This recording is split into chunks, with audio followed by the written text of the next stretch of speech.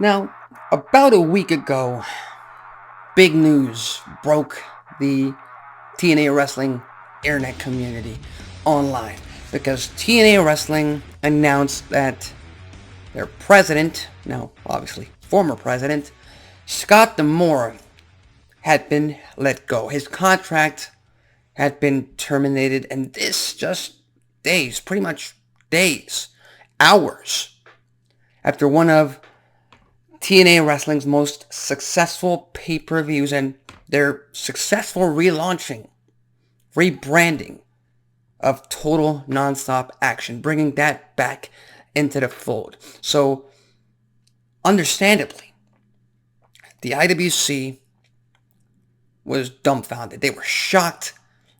They were, for lack of a better term, insulted. They were annoyed. They wanted answers from Anthem, because there was pretty much no reason to fire the one man who has led the resurgence of a brand in TNA Wrestling that was pretty much dead in the water back in 2016, back in 2017. They did not know what to do with it. All these backstage drama, backstage issues. Scott D'Amore, along with Don Callis at the time, came in as executive vice presidents back then, and they fixed the company, they fixed the product. Very little controversy in the past 5 years, and I've said it in the past as well. If TNA Wrestling had put this product that they currently have, that they've been currently booking for the past 4 or 5 years, with Scott D'Amore, of course, on TV, if they had done this type of booking in 2013, 2014, then possibly, Vince Russo bullshit aside, they would have remained on Spike TV, because it was 52 weeks of consistent content, new content, live content, entertaining content, and TNA Wrestling might have been able to grow their brand.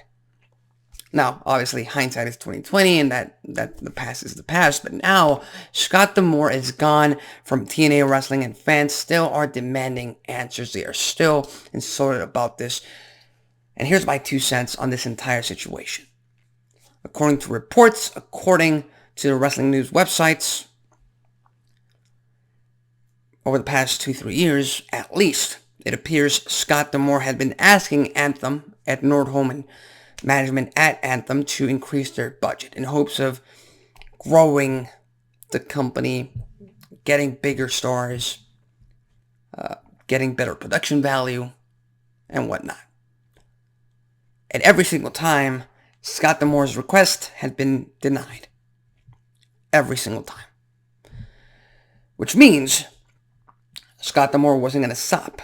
He wasn't going to stop asking for a bigger budget, for more attention to the brand, to grow the brand. Which also means that Anthem Sports Entertainment, that management group, and Scott D'Amore were going to keep butting heads in the very, very near future. So that's one issue right then and there. Number 2, there are also reports going around that Scott D'Amore tried to buy TNA Wrestling, the brand, off of Anthem, which again was not going to happen, no matter the kind of offer that Scott was able to put on the table. Again, like I said, 52 weeks, consistent, brand new content for their Access TV network. That's everything Anthem cares about when it comes to the TNA Wrestling brand, whereas Scott D'Amore wanted to grow the brand to newer heights. And again, that's honorable. That's something I want to watch as a TNA Wrestling and a pro wrestling fan. But I much rather prefer a corporation, a company behind a brand like TNA Wrestling, rather than just one man being backed by a bank or by an investor, because we've seen that in the past. Not just with TNA Wrestling, with Billy Corgan and with Dixie Carter and with Jeff Jarrett at the beginning stages, but we also saw that with Paul Heyman and ECW, and eventually that company went under. And I honestly did not want that to happen to TNA Wrestling again. And again, I get this whole idea of, well, if if TNA Wrestling isn't growing, then why have it? Why have it exist? Well, it's very simple. It employs dozens of professional wrestlers, gives them a platform to perform their craft at a professional level and get paid for doing what they love to do, and it employs hundreds, if not thousands of people behind the scenes and keeps them employed, which is overall, again, this is a business. That is the goal of a business. That is the goal, and ultimately that is my goal as a pro wrestling fan. I want to see these people still be employed, still be able to take care of their families, rather than, yeah, Scott D'Amore buys a company and maybe a year, 2 years in, he runs out of money, he doesn't find investors, and then the company has to go under, and all these people, hundreds, maybe even possibly thousands of people, are left without jobs and without a platform to perform their craft. I do not want that to happen. I would much rather just keep TNA Wrestling the way it is, rather than take that risk and have all these dozens, hundreds of people take the risk along with them, because they have families to provide for, and that's the end all be all. This is a business after all. It's not just a hobby. You got to get them paid. So again, that's just my logical reasoning on why I did not want Scott D'Amore to buy TNA Wrestling.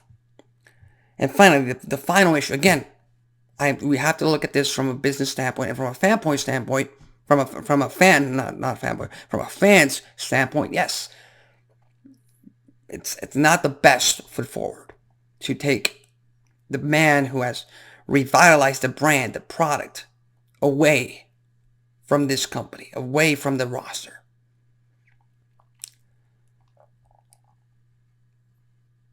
But in terms of business, from my point of view, Scott D'Amore already burned those bridges. He kept asking. He wasn't going to stop asking.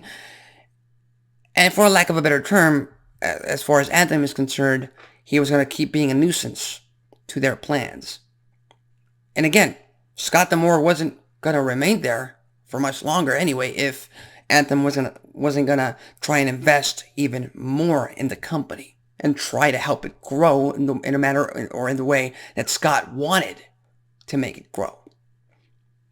So they had to part ways. They had to. There was no middle ground they could find at this point, especially since, again, the report said Scott D'Amore had been pleading and asking Anthem for a bigger budget multiple times over the past 2, 3, 4 years. I'm sorry, but if that was going to keep happening, you had to cut him off. And again, Scott D'Amore had to leave too. Now, with that said, again, it's a platform. It's a brand new company where you're highlighted and you're paid at a professional level. I don't recommend anybody leaving the company based off of management changing. I don't recommend fans boycotting the product, hijacking shows based off of management changing. Again, we're talking about entertainment. We're talking about maybe the 10th priority, what should be the 10th priority in anybody's lives. Because again, it is entertainment. And again, this is just from a fan's point of view. That's it. It shouldn't be your main priority. You shouldn't really care about management.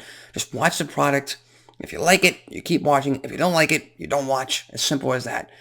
But to go as far as to hijack and boycott shows based on a decision that was out of your control, that's ultimately going to hurt you as a fan. That's going to hurt the people working for the company, because you're putting out this negative stance on the product, online, in the public. It just doesn't benefit anyone. So again, I'm just happy TNA Wrestling is back. I'm happy these performers, these people have jobs, are able to perform at a high level and get paid at a professional high level for what they do. That's ultimately the end goal for me as both a wrestling fan, as a wrestling pundit. And I was shocked with the news as well. Make no mistake about it. But ultimately, you have to run this as a business, and the relationship, the partnership between Scott D'Amore and Anthem, it just wasn't, it wasn't able to maintain itself for any more time. As simple as that. So with that said, what are your thoughts on Scott D'Amore being fired from TNA? Do you think TNA Wrestling has a future? Are you going to keep watching the product? What are you expecting from the brand new president of TNA Wrestling and what he could bring to the table? We have to wait and see what he is able to bring to the table. Maybe he's able to grow the company in his own terms, in his own manner. And again, it's going to be more incorporated with Anthem.